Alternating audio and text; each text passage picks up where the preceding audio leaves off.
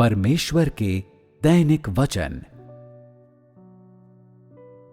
वह कार्य जो यहोवा ने इस्राएलियों पर किया, उसने मानव जाति के बीच पृथ्वी पर परमेश्वर के मूल स्थान को स्थापित किया, जो कि वह पवित्र स्थान भी था जहां वह उपस्थित रहता था। उसने अपने कार्य को इस्राएल के लोगों तक ही सीमित रखा। आरंभ में उसने इस्राएल के बाहर कार्य नहीं किया। उसके बजाय उसने ऐसे लोगों को चुना जिन्हें उसने अपने कार्य क्षेत्र को सीमित रखने के लिए उचित पाया। इस्राएल वह जगह है जहां परमेश्वर ने आदम और हव्वा की रचना की, और उस जगह की धूल से यहोवा ने मनुष्य को बनाया। यह स्थान पृथ्वी पर उसके कार्य का आधार बन गया।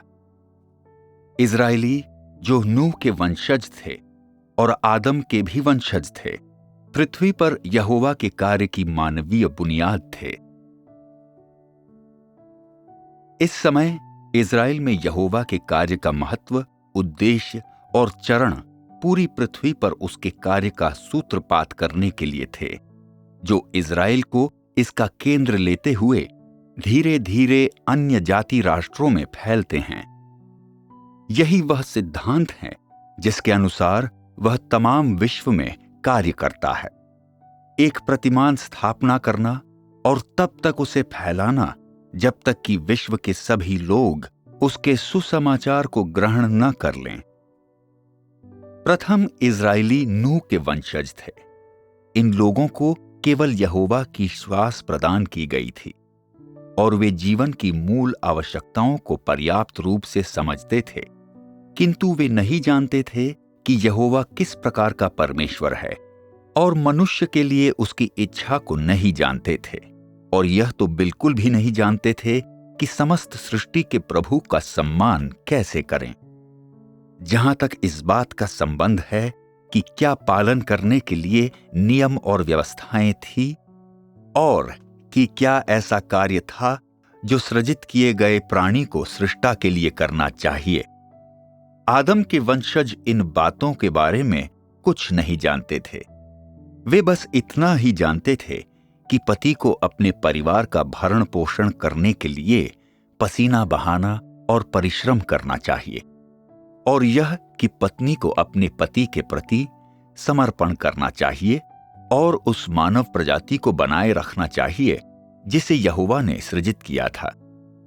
दूसरे शब्दों में, ये लोग जिनके पास केवल यहोवा की श्वास और उसका जीवन था, इस बारे में कुछ नहीं जानते थे कि परमेश्वर की व्यवस्थाओं का पालन कैसे करें या समस्त सृष्टि के प्रभु को कैसे संतुष्ट करें। वे बहुत ही कम समझते थे। इसलिए भले ही उनके हृदय में कुछ भी कुटिलता या छल नहीं था, और उनके बीच कभी कभार ईर्ष्या और कलह उत्पन्न हो जाता था, तथापि उन्हें समस्त सृष्टि के प्रभु यहोवा के बारे में कोई ज्ञान या समझ नहीं थी। मनुष्य के ये पूर्वज केवल यहोवा की चीजों को खाना और यहोवा की चीजों का आनंद लेना जानते थे, किंतु वे यहोवा का आदर करना नहीं जानते थे। वे नहीं जानते थे कि यहोवा ही वह एक है जिसकी उन्हें घुटने टेक कर आराधना करनी चाहिए। इसलिए वे उसका सृजन कैसे कहे जा सकते थे। यदि ऐसा हुआ होता तो इन वचनों का क्या हुआ होता। यहोवा समस्त सृष्टि का प्रभु है, और उसने मनुष्य को सृजित किया ताकि मनुष्य उसे अभिव्यक्त कर सके, उसकी महिमा कर सके और उसका प्रतिनिधित्व कर सके। क्या ये व्यर्थ में नहीं बोले गए होते?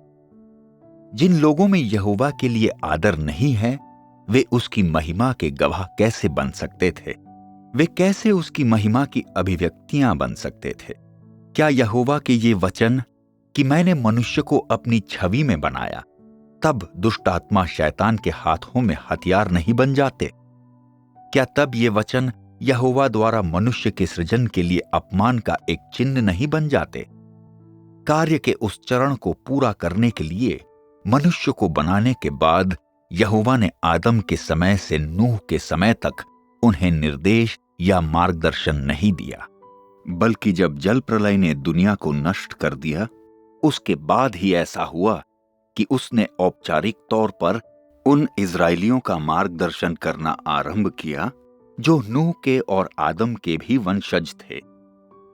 इजराइल में उसके कार्य और कथनों ने इजराइल के सभी लोगों को मार्गदर्शन दिया जब वे इजराइल के तमाम देश में अपना जीवन जीते थे, और इस तरह मानव जाति को दिखाया कि यहोवा न केवल मनुष्य में अपना श्वास फूंकने में समर्थ है ताकि उसके पास परमेश्वर का जीवन हो सके और मिट्टी में उठकर एक सृजित किए गए मानव प्राणी बन सके, बल्कि मानव जाति पर शासन करने के लिए मानव जाति को भस्म कर सकता था और मानव जाति को शाप दे सकता था और अपने राजदंड का उपयोग कर सकता था।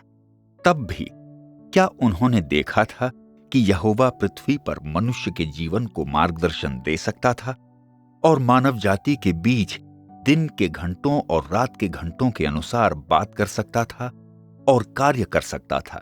उसने कार्य सिर्फ इसलिए किया था ताकि उसके जीवधारी जान सकें कि मनुष्य धूल से आया जिसे परमेश्वर द्वारा उठाया गया, और इसके अलावा यह कि मनुष्य उसके द्वारा बनाया गया था।